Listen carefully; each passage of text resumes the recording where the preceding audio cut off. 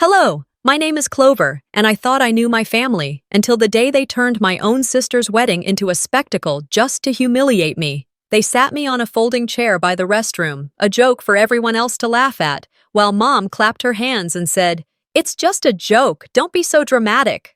But this wasn't just a moment of embarrassment, it was a pattern, a quiet, calculated dismissal that had followed me my whole life. Months later, DNA results would shatter the illusions they had built, leaving them stunned and exposed. How far would a family go to control, manipulate, and belittle the one person they swore to protect? And what happens when that person finally decides to fight back? The afternoon sun poured through the tall windows of the Houston wedding hall, painting the polished wood floors in gold. I stepped out of my car, smoothing the navy dress I had chosen carefully for Celine's wedding. For a fleeting moment, I let myself believe the day would be about joy. Yet beneath that hope, unease stirred, the kind only family gatherings could bring. Inside, the scent of lilies mixed with candle wax and polished wood. Guests laughed, dresses swished, heels clicked on marble. I tried to breathe steady, ignoring the knot of dread in my chest. My parents always staged these events flawlessly, but when Celine was involved, perfection usually carried a price. At the seating chart, my eyes scanned for my name. I didn't see it. A chill spread across my spine. The usher smiled politely and gestured. "This way, Miss Clover." He led me toward a lonely corner. There it was, a folding chair, shoved beside the restrooms, with my name scrawled on a sign taped crookedly to the back. I froze. Then I heard whispers flutter across the room, saw eyes dart toward me. Celine stood nearby, smiling with the kind of ease that always left me questioning whether she was oblivious or calculated. My mother clapped her hands, her voice sharp enough to cut through the murmurs. "It's just a joke, Clover. Don't be dramatic." Heat rose in my cheeks. I lowered myself into the chair with deliberate calm, determined to salvage whatever dignity I could. My hands clenched so tightly my nails dug crescents into my palms. Around me, some guests stifled giggles, others stared openly. I was meant to be a spectacle. This wasn't the first slight, just the boldest. My life with Celine had been a steady drizzle of humiliations, forgotten birthdays, backhanded comments about my quiet nature, achievements of mine brushed aside or credited elsewhere. But today's performance had an audience of hundreds. I forced myself not to lash out. Rash reactions always played into their story. Instead, I slipped into the role I knew best: observer. My eyes moved deliberately across the room, studying every smirk, every sidelong glance. I cataloged them like evidence, fuel for a plan I hadn't yet revealed. As the ceremony began, Celine glowed under the lights, confident and adored. My mother floated about, fussing over details, her smugness radiating. Guests whispered, laughed, and occasionally flicked glances toward me. Each glance reminded me I had been written into the evening as a joke, but I would decide how the story ended. The speeches rolled on, one toast after another. I sat silently, taking it all in. Their arrogance was a gift. Overconfidence always left cracks. I noted who laughed too loudly, who looked away guiltily, who shifted uncomfortably at my exile. Each moment was information, and information was power. Beneath the humiliation, I felt something shift. A strange empowerment settled in, sharper than pride, steadier than rage. They thought the folding chair was a punishment. They didn't realize it was a vantage point. From here, I could see everything, every tell, every weakness, every careless display. Years of being underestimated had honed me into something they couldn't name. They mistook silence for surrender, but silence can be strategy. I would bide my time, sharpen my observations, and when I chose to act, it wouldn't be with anger, it would be with precision. I looked toward Celine, her chin tilted high, her eyes sparkling with triumph. I let a faint smile curve at the corner of my mouth. This was only the beginning. The folding chair, the laughter, my mother's mocking applause. These were opening moves in a game they thought they controlled. But I wasn't broken, I wasn't small, I was patient. And patience, when armed with clarity, can be devastating. Humiliation is fleeting. Information lasts forever. And I, Clover, would remember every detail until the day I chose to turn this humiliation into a reckoning they'd never forget. The weight of their laughter pressed against me, but I knew this was only the beginning. I rose slowly from the folding chair by the restroom, careful to keep my head high. My navy dress brushed against my legs as I crossed the room, searching for a quiet vantage point. The piano tucked into the far corner drew me in, its cluster of velvet chairs offering both shadow and perspective. From there, I watched Celine glide through the crowd. Her smile was dazzling, her laughter rehearsed, each gesture choreographed to keep the room orbiting around her. Guests mirrored her, leaning closer, nodding eagerly, laughing a little too loudly. The pattern was familiar. I had seen it all my life. My stomach tightened, not from fear, but from anger burning quietly beneath my skin. I poured myself a glass of water from the buffet, disguising my observation with small, ordinary gestures. Each glance, each whisper, every deferential smile to Celine was noted and catalogued. Years of slights resurfaced, the cropped photos, the stolen credit for my work, the casual dismissal of my presence. Today's humiliation was only the latest piece in a long-running design. Across the hall, Uncle Dan leaned toward Celine, whispering like a co-conspirator. Aunt Lorraine flicked her eyes briefly toward me, then back to Celine's radiance. It wasn't just a wedding. It was a stage where the family's hierarchy played out, with me firmly cast as the outsider. Yet beneath the polished surface, I began to notice cracks. A cousin's forced smile, a whispered aside that Celine didn't catch, an eye roll hidden behind a wine glass.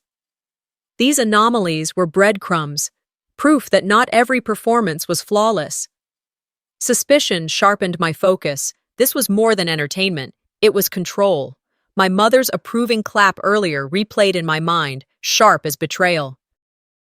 She hadn't just laughed at Celine's cruelty. She had endorsed it, cementing the hierarchy I had spent years enduring. I couldn't confront her yet, but I logged it away. Observation was my weapon.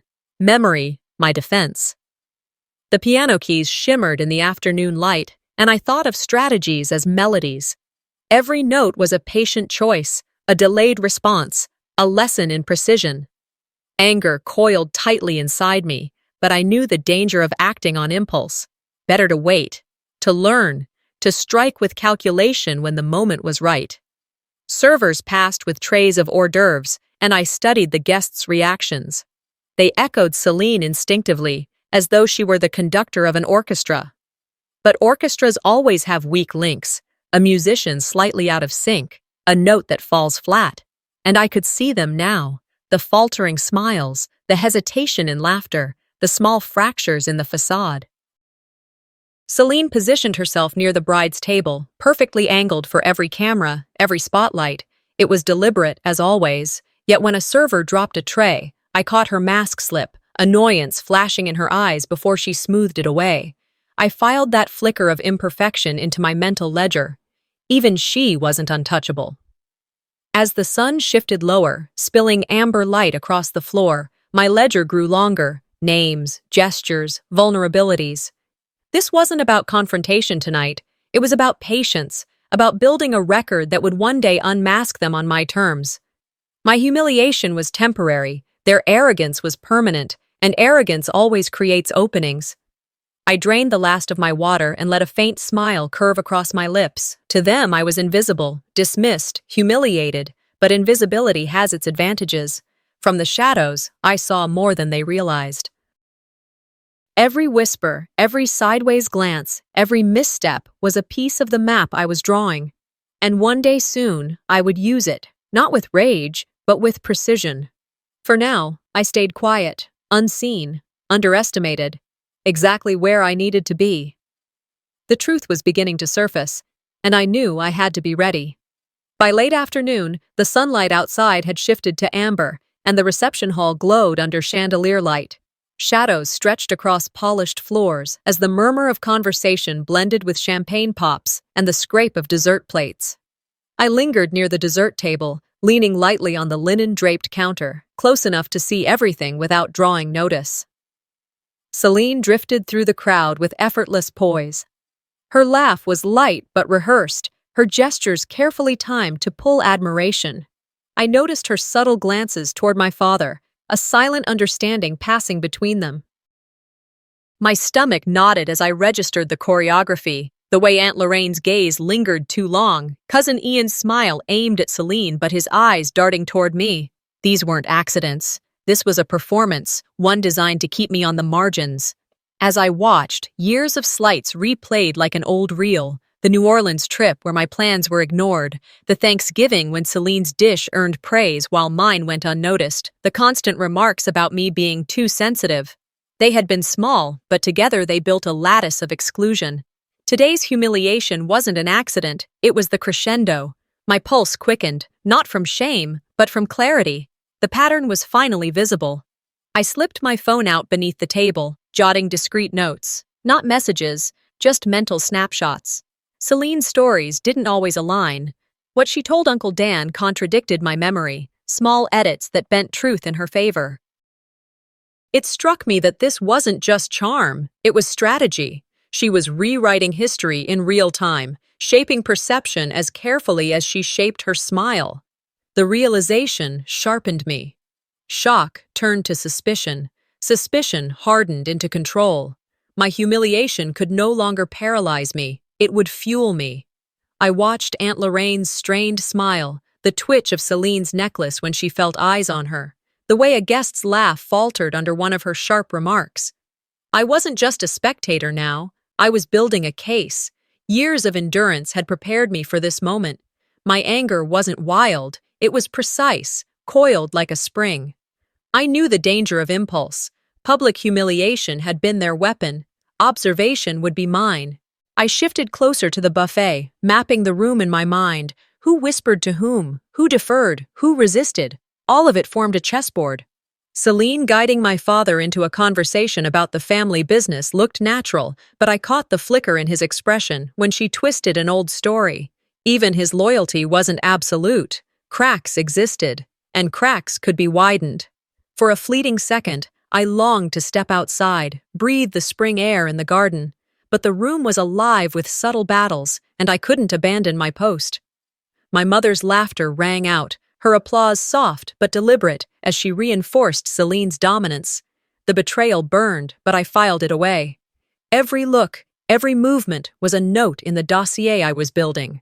Candles flickered as evening deepened, guests shifting toward the cocktail area. The change in light loosened tongues. Whispers carried more freely, half-truths slipped out. I caught fragments, storing each in my growing mosaic. Where once I might have drowned in embarrassment, I now saw clearly. Manipulation revealed itself in patterns, and patterns gave me power. The hall glowed gold as twilight settled. Silverware gleamed, glasses clinked, and the hum of music filled the spaces between words. I stayed tucked in my corner, steady, pulse even. My humiliation had transformed into anticipation. I was watching for the slip, the glance, the whisper, the crack that would expose what lay beneath Celine's perfect veneer. For the first time that day, I felt power settle in me. Quiet, patient, deliberate. I was no longer the overlooked sister by the restroom. I was the one charting the game, piece by piece. My role had shifted, from victim to strategist, and the evening was only just beginning. Hints of truth were faint but undeniable, and I sensed the moment approaching when hidden motives would slip into the open. As the Houston sun dipped below the skyline, the reception hall shifted into evening light. Chandeliers bathed the room in gold, shadows stretching across polished wood. The air smelled of roasted chicken and herbs as guests settled near the dance floor, voices softening under the hum of dinner service. I moved closer to the center, adjusting my navy dress, careful to stand tall despite the sting of earlier humiliation. Celine, radiant in blush pink, held the room with ease. Every smile, every tilt of her head reinforced her command, yet I caught flickers of tension beneath the charm.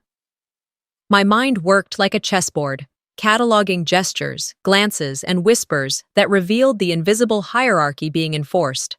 I chose my moment carefully. Leaning slightly toward the table where my mother and Celine sat, I let my words drift as if part of casual chatter. It's impressive how everyone knows just what to say. Celine's smile faltered for half a second, enough to confirm I'd struck a nerve.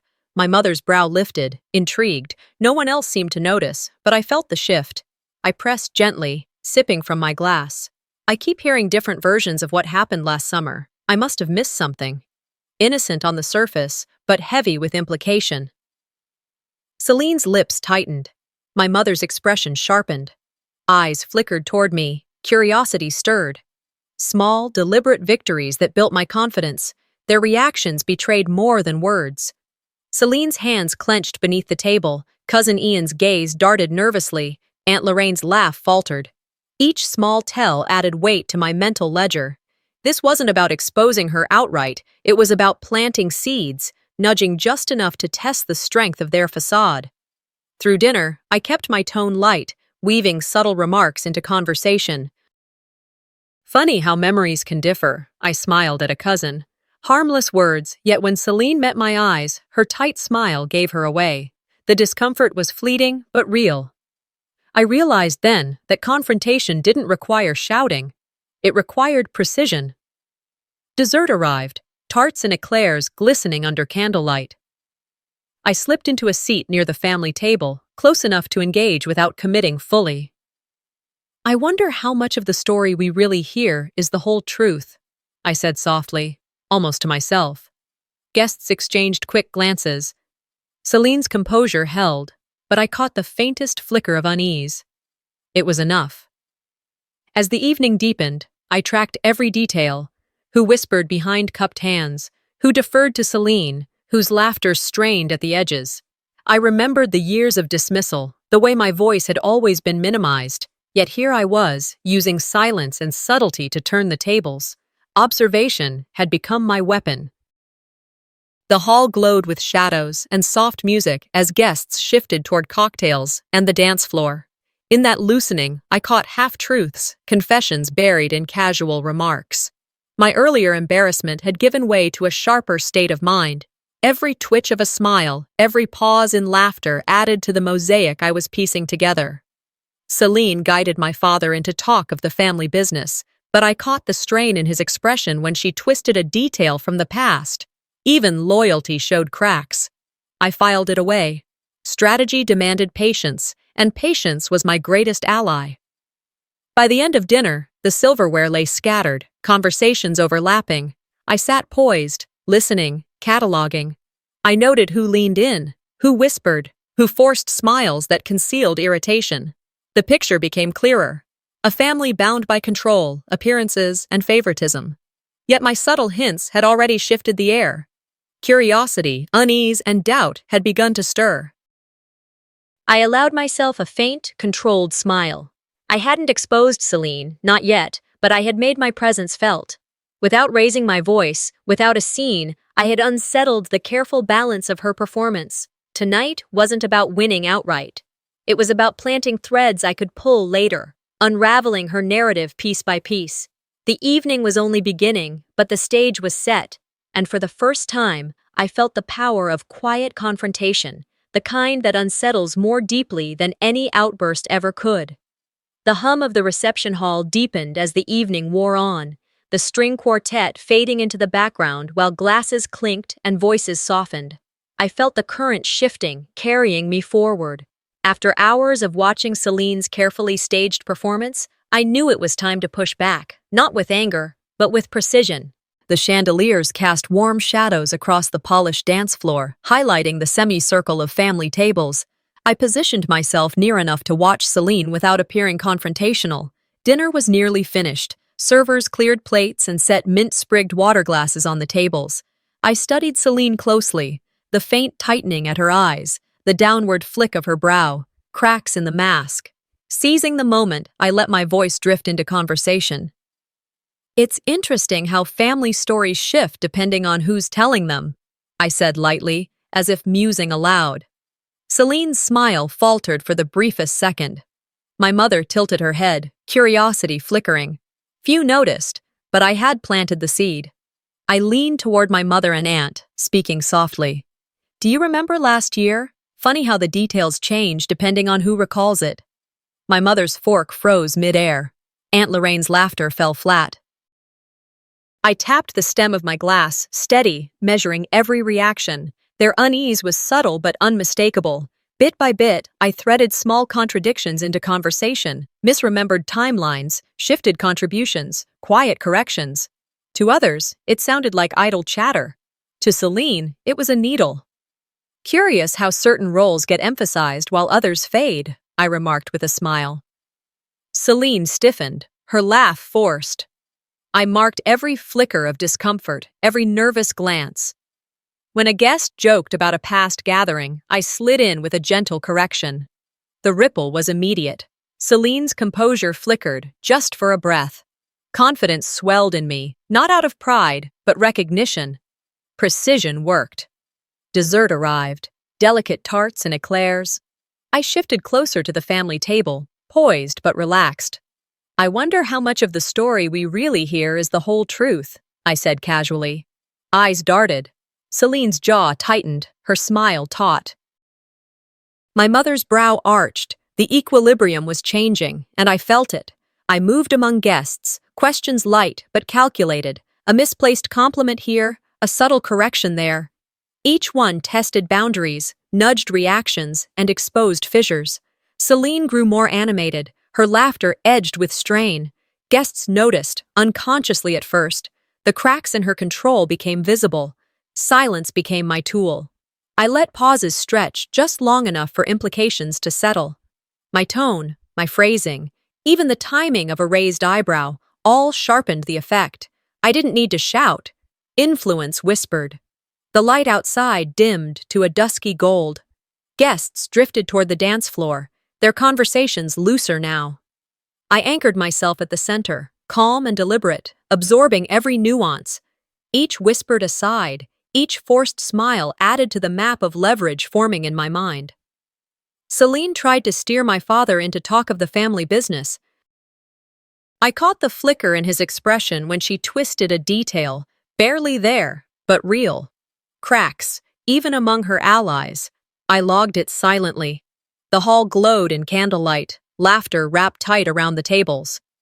I kept my presence steady, probing, observing. Years of quiet dismissal had taught me the power of patience, and tonight I was using it.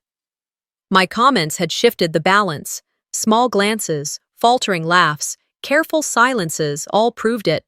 I ended the exchange with a light remark, letting it hang in the air. Amazing how perspectives change over time. Celine's eyes flicked toward me, betraying a flash of unease. My mother's slight smile told me she'd caught it too. The moment settled like a weight over the table. My words had landed without spectacle, without drama, but the family's rhythm had shifted.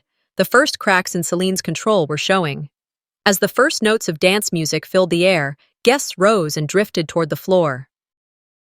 I stayed seated, calm, watchful, the quiet pivot of a new dynamic.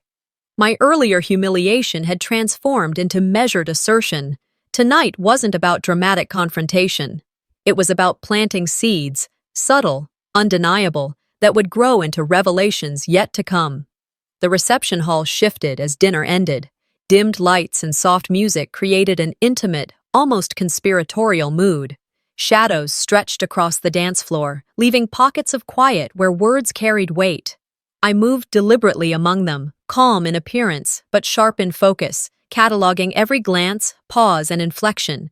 Dinner had given me momentum. Now I needed to reinforce it. Celine would retaliate, and I had to be ready. Her counterattacks came subtly. A dismissive flick of her hand as I passed, a joke that cut too close, a correction disguised as casual.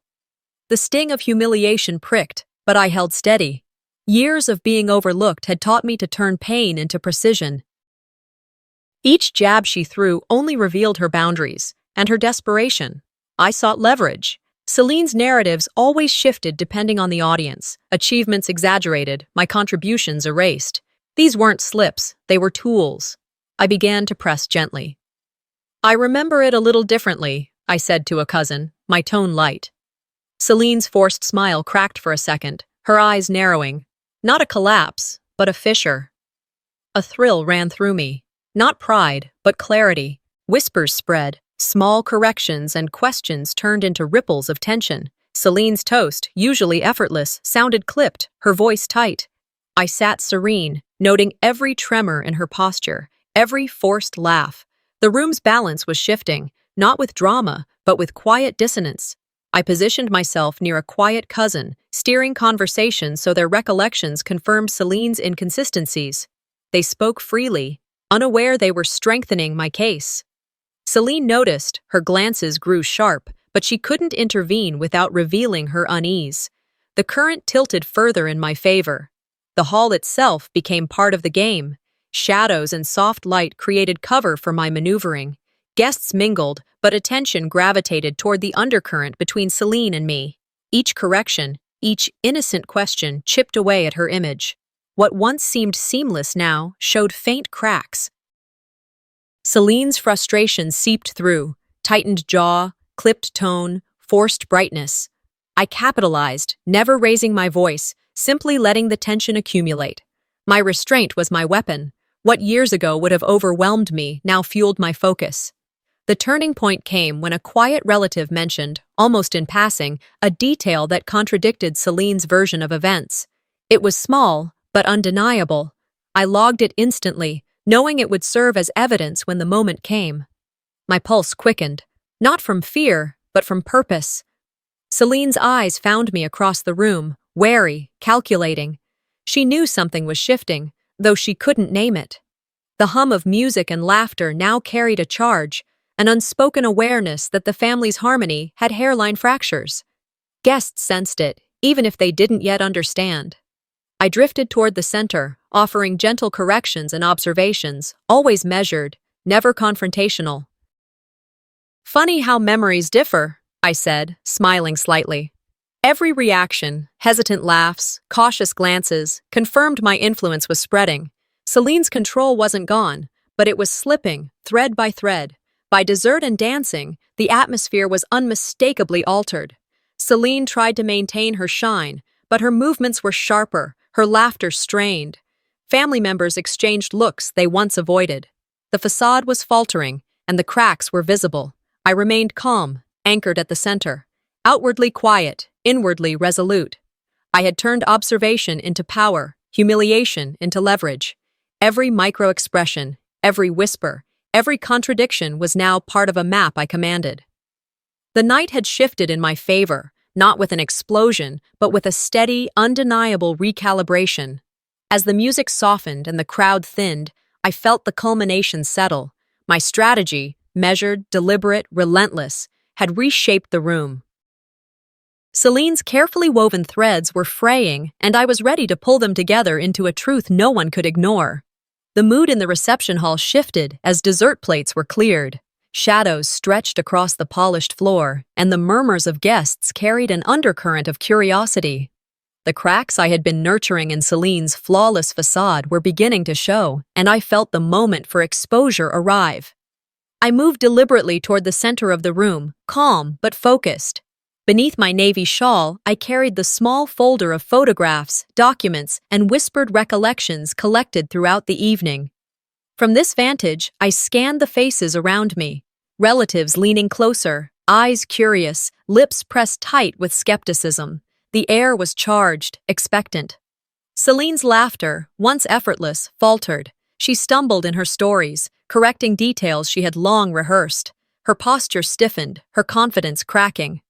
That was my opening. I began gently, framing facts as casual observations. Holding up a photograph, I said quietly to a cousin, "I remember that picnic differently. Do you?" Their subtle nod was enough. Evidence was now tangible. The murmurs spread. Guests exchanged glances, whispering confirmations. Celine's smile tightened, her eyes darting for reassurance. I stayed composed, letting each piece of evidence surface naturally. A document here, a recollection there, small contradictions that revealed a larger truth. "Funny how last summer's trip seems to change depending on who tells it," I remarked. The room paused. Eyebrows lifted. Even neutral family members leaned closer, listening.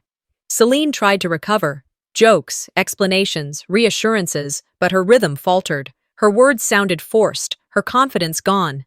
I let silence work in my favor, offering only measured questions and calm observations. The contrast was clear, my steady tone against her unraveling composure. Guests noticed. The balance was shifting.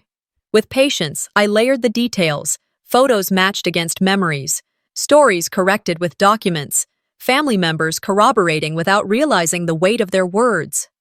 Piece by piece, Celine's curated image eroded. Her lips pressed into a line, her breathing shallow, her movements restless. Small signs of panic betrayed what she could no longer conceal. The room itself seemed to change. Whispers carried weight, nods of agreement passed between relatives, and even Celine's allies hesitated. The quiet hum of earlier chatter had become charged, focused.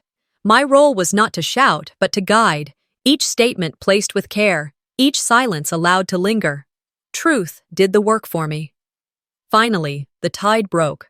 Guests began connecting dots themselves. The contradictions, once subtle, now formed a pattern too clear to ignore. Celine's composure fractured completely. Her voice wavered, her smile strained, her control gone. For the first time that night, she looked vulnerable. I stood firm, poised, my pulse steady. What I felt was not triumph for its own sake, but validation. Years of being silenced, dismissed, overlooked had led here, to a moment where patience and precision spoke louder than anger ever could. The family saw it. They knew. Faces around me reflected shock, empathy, and recognition. The weight of deception had been lifted, replaced with clarity. Celine, once the center of control, now stood exposed, her authority dissolved by the simple strength of truth. I remained calm, guiding the moment with dignity. The exposure was not spectacle, but revelation, achieved through restraint and method. I had proven that observation and timing were stronger than confrontation. The room, now silent with understanding, bore witness to the unraveling of her carefully woven lies. And yet, I knew the evening was not over. More threads remained to pull, more truths waiting to surface. What had begun as humiliation had transformed into resolve, and the night promised further revelations still to come. The quiet that had settled over the reception hall after the dessert reveal felt almost tangible, like a held breath collectively waiting for the next move. Guests had lingered near the dance floor, the dim lighting casting elongated shadows across the polished wooden panels, while Celine's earlier poise had dissolved into uneasy glances and stifled murmurs. I stepped lightly, almost imperceptibly, toward the private family area adjacent to the hall, aware that this was the setting where the final act would unfold. The movement felt natural, a transition from the public exposure to an intimate confrontation, but the air was thick with the weight of expectation and moral reckoning. As I entered the quieter section, I allowed my eyes to sweep the room, noting the expressions of family members who had remained silent during the earlier reveal. Some faces reflected shock, others disappointment. A few carried hints of vindication, and many showed relief that the truth, long hidden, was now emerging. I adjusted the shawl around my shoulders, ensuring that the evidence I had carefully collected over the past weeks remained discreetly in hand. Each document, photo, and corroborated memory had a purpose, to weave together a cohesive narrative that Celine could not easily dispute. The preparation had been meticulous, but now, in this hushed atmosphere, it felt as though every strategic move I had made was converging on this precise moment. Clover's internal calculation had always been deliberate. Even as the public exposure earlier had rocked Celine's world, I understood that true resolution required careful orchestration beyond mere humiliation. Now, in this semi-private setting, I began to lay out the final pieces of the puzzle. I started by presenting the inconsistencies previously revealed, but now in a way that traced a direct line from the earliest incidents of subtle favoritism and slights to the elaborate fabrications that had governed the family dynamic. "Celine, we've talked so much about family traditions," I began softly. "Yet some of these memories don't quite match what actually happened. I wanted everyone to see the full picture."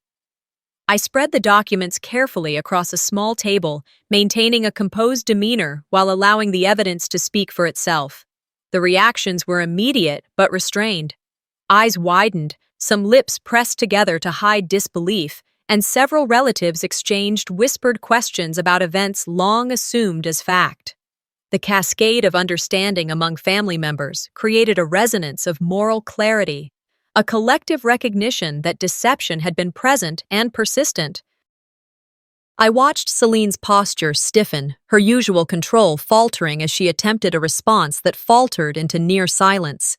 The careful timing of this revelation was key. Too sudden, and it would appear aggressive; too delayed, and the momentum of moral authority could dissipate.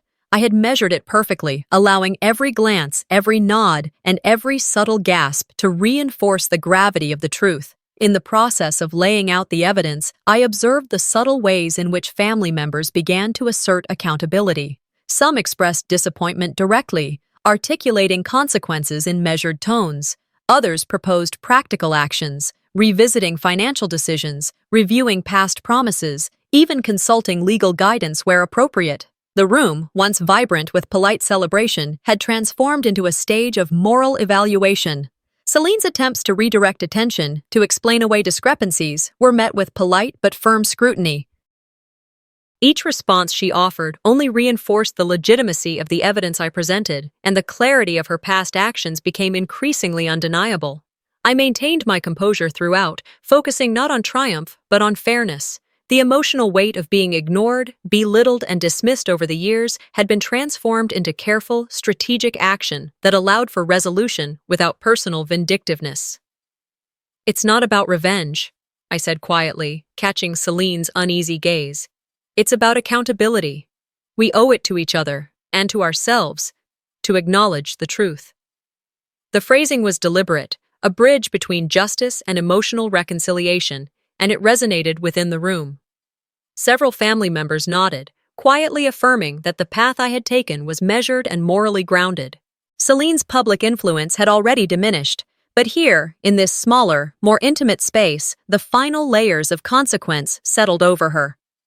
The subtle humiliation and legal or social accountability, whether in form of internal family restrictions, adjusted inheritances, or reputational acknowledgement, were now unavoidable. She was left powerless, her previous network of control dismantled by the careful accumulation of verified truths. I could see the subtle shifts in her expression, the realization that manipulation had limits, and that strategic patience and observation could effectively counter even the most calculated deception. With the resolution in motion, I allowed a moment to reflect internally. The evening had demanded endurance, mental agility, and emotional restraint. It had been a night of tension, strategic maneuvering, and subtle confrontation. As I observed the family settling into a tentative equilibrium, I felt a profound sense of moral satisfaction, vindication not only for myself but for those who had been quietly affected by the patterns of deception and favoritism. My posture remained upright, dignified, conveying confidence and calm as the emotional currents of relief, validation, and quiet triumph flowed through me. The final moments involved subtle empowerment, acknowledging personal growth and regained self-respect. I thought of the lessons the evening had imparted, the importance of observation, measured action, and the balance between assertiveness and patience. Though the story had reached a critical resolution, I recognized that healing, for all involved, was ongoing. Trust would need to be rebuilt, relationships renegotiated, and boundaries reinforced. I had catalyzed the change, but the process of restoration and personal growth would extend beyond this evening. As the family gradually moved away from the immediate area, I stood alone for a brief moment, letting the stillness of the night settle around me. The dim glow of the reception hall's lights reflected on polished surfaces, symbolizing both closure and the possibilities of new beginnings. Celine, having faced the consequences of her actions, receded into silence, leaving a space for integrity and reflection to fill. I felt a quiet anticipation for the future, knowing that my agency and choices had guided the evening to a just outcome. In that sense, the night was more than a conclusion. It was a commencement of renewed personal empowerment and agency. the transition from tension to quiet resolution was almost ceremonial. Each family member, including Celine, was now confronted with the reality of actions and consequences. And though the emotional weight had been heavy, the clarity and structure of the evidence allowed for understanding and reflection rather than chaos. I walked toward the window, observing the fading light outside, allowing myself to breathe in the significance of the evening. There was satisfaction, yes, but also awareness that life's complexities persisted, and that my role in navigating them had strengthened my resilience, patience, and strategic thinking. The subtle sense of liberation was profound. I felt the freedom to act with integrity, to assert moral and social clarity, and to embrace future opportunities unencumbered by manipulation or deceit.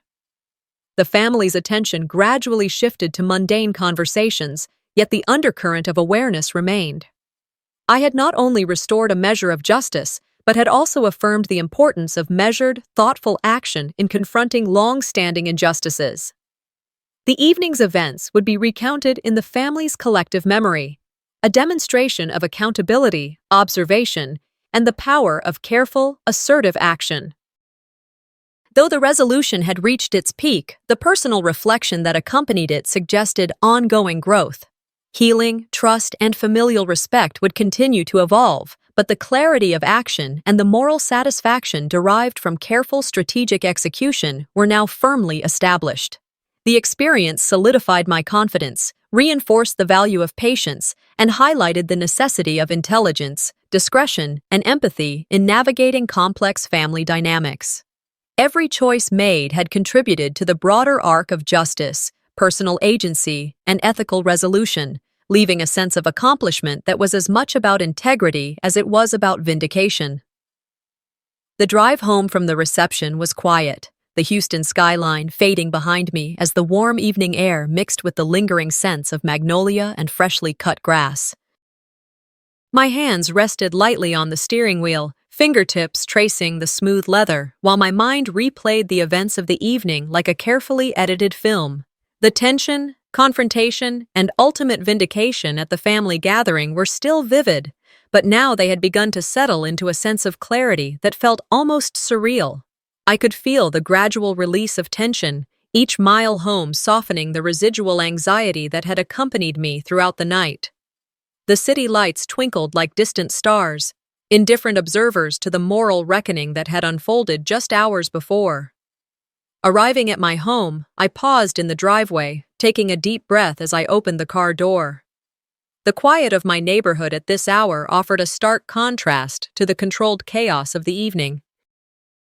As I carried my bag into the house, the soft click of the front door closing behind me sounded almost ceremonial, a signal that the public chapter of the confrontation had ended and the private space of reflection could begin. I slipped off my shoes and moved toward the living room, where the familiar comfort of soft lighting and familiar furniture greeted me. The space felt like an extension of myself, a safe haven where I could process the events without the weight of expectation pressing down. Settling onto the sofa, I allowed myself a moment to exhale fully, feeling the residual adrenaline ebb from my system. My mind wandered back through the evening, revisiting each carefully executed step, the subtle introduction of evidence, the strategic framing of conversations, the controlled assertiveness that had guided every move. I thought about the moments when Celine's composed facade had faltered, replaced by nervous glances and forced smiles, and I felt a quiet, almost imperceptible sense of triumph. But it was tempered by awareness. This wasn't about personal vengeance. It was about clarity, accountability, and moral resolution. The satisfaction came not from seeing her flustered, but from the knowledge that justice had been served in a manner consistent with integrity and ethical conduct. I leaned back, eyes tracing the patterns of shadows on the wall as I reflected on the broader family dynamics that had shaped this confrontation. The patterns of favoritism, subtle undermining, and selective attention that had defined my early interactions with Celine were no longer invisible. Each slight, each dismissive glance, each whispered aside that had once eroded my confidence was now documented, observed, and understood. This process of comprehension brought its own sense of empowerment. I recognized the resilience it had taken to endure years of marginalization and the careful strategy required to counteract such deeply embedded behaviors. In this quiet, reflective space, I allowed myself the satisfaction of acknowledging both the challenges and the victories. The family, I knew, would be navigating their own reflections and reconciliations. I imagined conversations between relatives, moments of acknowledgement, and perhaps tentative apologies or explanations. Some relationships would mend, others would remain cautious, tempered by the awareness of deception and the need for new boundaries. Observing these possibilities, I felt gratitude for the allies who had quietly supported me, for the clarity that now existed in the familial narrative, and for the opportunity to reestablish trust on terms that were honest and equitable. The emotional warmth of these reflections contrasted with the earlier tension, providing a balanced perspective that highlighted the importance of both justice and empathy. Turning my attention back to Celine, I considered the full scope of consequences she would now face. Public scrutiny, familial accountability, and potential legal implications had converged to create a structure of accountability that could not be easily avoided. Yet I also recognized the importance of measured reflection. Her actions, while damaging, were the result of long-standing patterns and choices. The moral lessons were clear, and the social and ethical repercussions were appropriate without descending into unnecessary melodrama or vindictiveness. Observing this, I felt a sense of realism, a recognition that closure was about balance, not spectacle, and that true justice integrated both consequence and the potential for learning. As the evening deepened and the house grew still, I allowed my thoughts to turn toward the future. The experiences of the past hours and years had shaped my understanding of personal agency, ethical action, and resilience. I envisioned steps forward, professional opportunities I had postponed, personal goals that now felt achievable, and the cultivation of relationships grounded in authenticity rather than manipulation. The sense of independence was profound. The ability to make deliberate choices, guided by clarity and integrity, was empowering. I felt a renewed commitment to my own path, one defined not by the shadows of past deceptions, but by the clarity of informed, conscious action. The final layer of reflection was personal and intimate. I considered how the ordeal had strengthened my emotional intelligence, honed my strategic thinking, and reinforced my capacity for patient observation. Each interaction, each confrontation, each calculated decision had contributed to a profound internal growth. The subtle interplay of tension, moral reasoning, and controlled action had culminated in a scenario where not only was accountability established, but personal development and empowerment were realized. The process had been arduous, requiring careful attention to nuance, but the outcomes were undeniably meaningful. In this reflective space, I also acknowledged the ongoing nature of healing. Emotional wounds, even when addressed through resolution and justice, do not vanish instantly. Trust, once fractured, requires time and repeated demonstration of reliability to mend fully. I accepted that some relationships would require patience and continued vigilance, but the foundation for healthier dynamics had been laid. This awareness brought a sense of cautious optimism, an understanding that while closure had been achieved, the journey of growth and repair would continue, shaped by the lessons learned and the strength cultivated through adversity. As I prepared to transition into a night of rest, the sense of empowerment lingered, underscoring the theme of agency and self-determination that had guided the entire sequence of events. I reflected on the importance of measured action, strategic observation, and ethical assertiveness, recognizing that these qualities had been essential in achieving a resolution that was both just and personally affirming. The evening had tested endurance, intellect, and emotional resilience, and the quiet of my home now provided the perfect environment for integrating these lessons into a coherent understanding of self.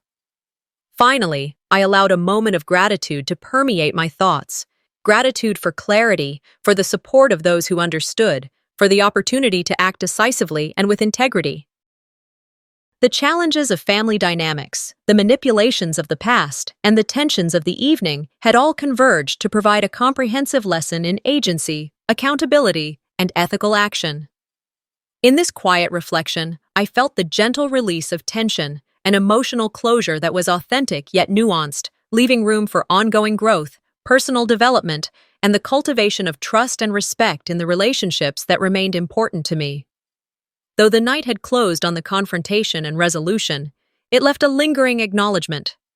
Life's complexities persist, healing is gradual, and vigilance in personal integrity remains essential. Yet in this moment, I could feel a sense of completeness, a measured calm that allowed me to embrace the future with confidence. The narrative had reached its culmination, the threads of deception and accountability now fully woven, and I was left with a deep awareness of both my own strength and the importance of ethical clarity. Though the past still echoes softly, I finally hold the power to write my own story. As we close this story, it's clear that standing up for yourself and uncovering the truth can change the course of your life, even in the face of betrayal and long-held family secrets. Have you ever faced a situation where speaking up made all the difference? Share your thoughts in the comments below, and don't forget to subscribe to the channel for more gripping stories like this.